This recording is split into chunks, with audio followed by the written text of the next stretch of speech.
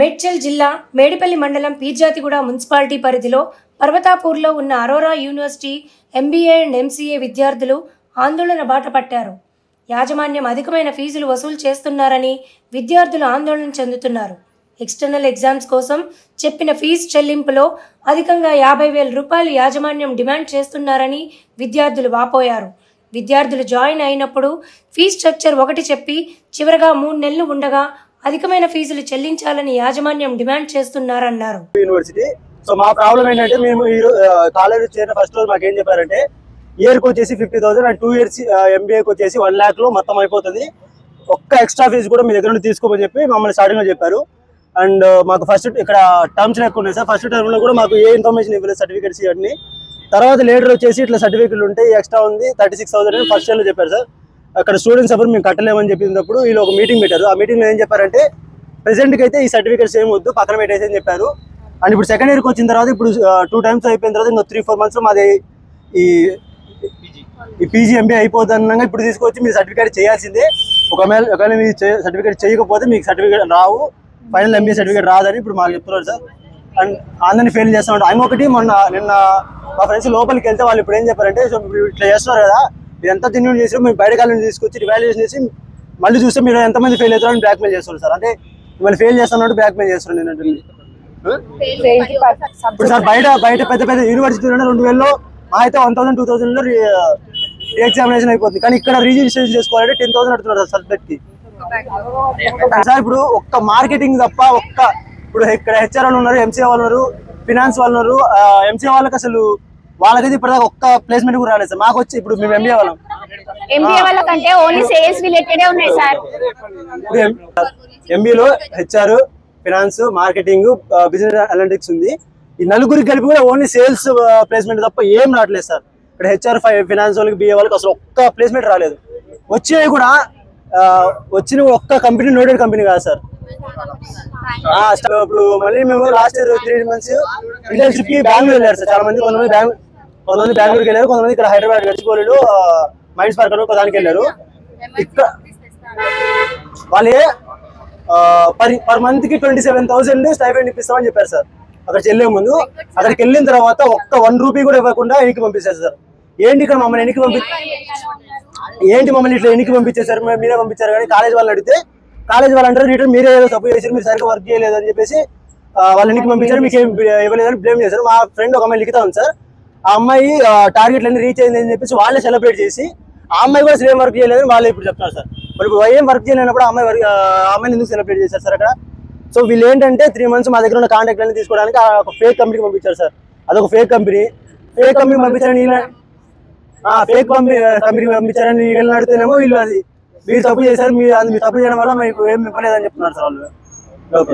Internship అన్నప్పుడు అన్ని startup companies, fake companies తీసుకొచ్చినారు. ఇప్పుడు ఏంటంటే ప్లేస్మెంట్స్ మళ్ళీ తీసుకొస్తున్నామని చెప్తున్నారు. అది కూడా ఎంఎన్సీ తీసుకురాకుండా మళ్ళీ స్టార్ట్అప్ కంపెనీసే మళ్ళీ అది కూడా జాబ్ రిలేటెడ్ తీసుకొస్తున్నారు.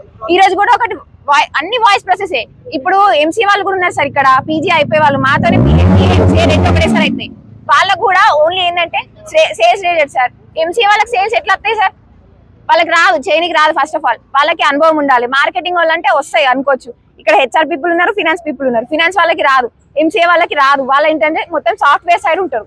వాళ్ళకి ఎట్లా చేయనికి ఈ సేల్స్ తీసుకొచ్చినా అర్థం కావట్లేదు సార్. మళ్ళీ ఏమన్నా ఎంఎన్సీ కంపెనీస్ వస్తున్నాయి, మీరే పోగొట్టుకుంటారు, మమ్మల్ని బ్లేమ్ చేస్తున్నారు సార్. లాస్ట్కి వచ్చేసి ఆమె అసలు ఇక్కడ ఒక ఉన్నారు సార్ డైరెక్టర్, ప్లేస్మెంట్ డైరెక్టర్ ఉన్నారు, ఆవిడ సుమేధ, ఆవిడ తీసుకొస్తున్నామని చెప్తున్నారు. మొత్తం తీసుకొచ్చేయని ఫేక్ కంపెనీస్ అన్ని సేల్స్ రిలేటెడ్ తీసుకొస్తున్నామే.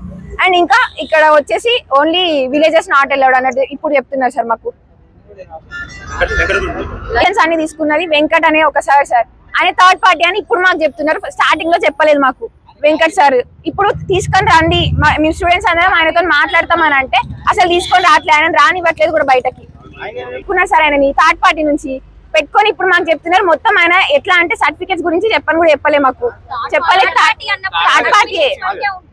ఫస్ట్ యూనివర్సిటీ అయినప్పుడు ఫస్ట్ బ్యాచ్ మేము అందరం సార్ అడ్మిషన్ తీసుకునేటప్పుడు మాకు అన్ని అబద్ధాలు చెప్పినారు. ఓన్లీ 1 lakh లో మీకు 2 years అయిపోతుంది అని చెప్పినారు. అప్పుడు మాకు ఏ సర్టిఫికేషన్స్ గురించి చెప్పలేదు. జర్మన్ లాంగ్వేజ్, ఫ్రెంచ్ లాంగ్వేజ్ ఉంటది అని చెప్పినారు, అంత మాత్రమే, ఇంకా ఏం చెప్పలేదు. మా ఫస్ట్ ఇయర్ అయిపోయిన తర్వాత ఇప్పుడు సెకండ్ ఇయర్ లో వచ్చి మీకు సర్టిఫికేషన్స్ చేయాలి, దానికి 50,000 కట్టాలి అనేసి అన్నారు. దానికి 25,000 అంట. Training fee 25,000, exam fee separate అన్నారు. అది ఇప్పుడు ఎవరు పాస్ అవుతారు? ట్రైనింగ్ లేకుండా ఎగ్జామ్ ఎలా రాస్తారు సార్? ఎలా పాస్ అవుతారు అనుకుంటున్నారు? ఒకవేళ ఎగ్జామ్ రాసినా కూడా అది క్వాలిఫై అయ్యే ఛాన్స్ లేదు. ఆ ఎగ్జామ్ ఎట్లాంటిదంటే వేరే కంట్రీకి వెళ్ళే ఎగ్జామ్ ఉంటుంది కదా సార్, అట్లాంటి ఎగ్జామ్ అన్నమాట. ఇప్పుడు ఇక్కడ ఎవరు పాస్ అవుతారు సార్? చదువుకోకుండా రాయడం అంటే పాసిబుల్ అవుతుందా? అవ్వదు. ఇప్పుడు ఏదైతే సబ్జెక్ట్ ఫెయిల్ అవుతారో దానికి 10,000 పే చేసి మళ్ళీ రాయాలంట. ఎన్నిసార్లు ఫెయిల్ అవుతే అన్నిసార్లు రాస్తూనే ఉండాలి. ఇప్పుడు మేమందరం ఇంత వాయిస్ రేజ్ చేస్తున్నందుకు వాళ్ళు మాకు ఛాలెంజ్ చేస్తున్నారు. మీరు ఇంతకు ముందుకు రాసిన ఎగ్జామ్స్ ఏవైతే ఉన్నాయో అవన్నీ మీకు ఎట్లా రాస్తారో మళ్ళీ మేము రీకరెక్షన్ చేయించి ఎట్లా పాస్ అయినారో చూపిస్తాం మేము అని ఛాలెంజ్ చేస్తున్నారు వాళ్ళు మాకు. వెంకట్ ని కనిపించాలి సార్, బయటికి రమ్మని చెప్పండి, మా డిమాండ్ అది. ఇప్పుడు ఏమంటున్నారు సార్? ప్రూఫ్ ఫీజు ఇంక్లూడింగ్ అనేసి ₹1,00,000 2 సంవత్సరాలకు అనేది ఉంది. మరి ఇప్పుడు మళ్ళీ 50,000 కట్టండి అని ఎట్లా డిమాండ్ చేస్తారు సార్? ఇప్పుడు మాకు ఏంటంటే సర్టిఫికేషన్ అనేది తీసేయాలి. మా డిగ్రీ మాకు ఇస్తే సరిపోతుంది. ఇప్పుడు ఆ సర్టిఫికేషన్ చేస్తేనే మీ డిగ్రీ ఇస్తాం అనేది కరెక్ట్ కాదు. ఇప్పుడు మాకు ఆ సర్టిఫికేషన్ అనేది తీసేస్తే మా డిగ్రీ మాకు ఇస్తే సరిపోతుంది సార్. అంతే సార్. 3 రోజులు సార్. లాస్ట్ థర్స్డే రోజు కంప్లైంట్ లెటర్ ఇచ్చాం సార్. ఇప్పటి వరకు యాక్షన్ ఏం తీసుకోవట్లేదు. మా మేడం ఇప్పటి వరకు రెస్పాన్స్ లేదు సార్. సార్ థర్డ్ పార్టీ అయినప్పుడు ఆ అడ్మిషన్స్ అయిపోయిన తర్వాత పంపించేస్తారు కదా సార్. ఇప్పటి వరకు అయితే కంటిన్యూషన్స్ గా ఉండదు కదా. ఆ సార్ ప్రతి రోజు వస్తున్నారు కాలేజ్ కి. థర్డ్ పార్టీ అన్నప్పుడు మీరు ఎట్లా ఉంటారు? ఇప్పుడు థర్డ్ పార్టీ అన్నప్పుడు మేము ట్రస్ట్ ఇస్తాం కదా.